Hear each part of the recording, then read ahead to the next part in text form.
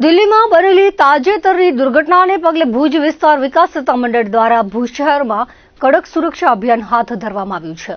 ભાડાના in charge town planar Rahul ભાલાડાએ જણાવ્યું છે કે નગરપાલિકાના ફાયર વિભાગની ટીમ સાથે સંયુક્ત રીતે હોટલો અને રેસ્ટોરન્ટમાં ફાયર સેફટીની સિસ્ટમ અંગે આકસ્મિક તપાસ શરૂ કરવામાં આવી છે. જે ઘટના થઈ છે દિલ્હીની, એના અનુસંધાને અમે નગરપાલિકાની ફાયર વિભાગની ટીમ સાથે સંકલનમાં રહીને ભુજ શહેરની અંદર આવેલ, ખાસ કરીને ભુજ વિસ્તાર વિકાસ સત્તામંડળની હદમાં આવેલ હોટલો, રેસ્ટોરન્ટો કે જેમાં કિચન કે એ પ્રકારના યુનિટો ચાલતા હોય છે, એમાં ફાયરની સિસ્ટમ બાબતે સંયુક્ત રીતે સર્વે કરેલ છે. આશરે 40 થી 45 જેટલી યુનિટોનું ચેકિંગ થઈ ગયેલ છે અને હાલમાં પણ કાર્યવાહી સર્વેની ચાલુ છે.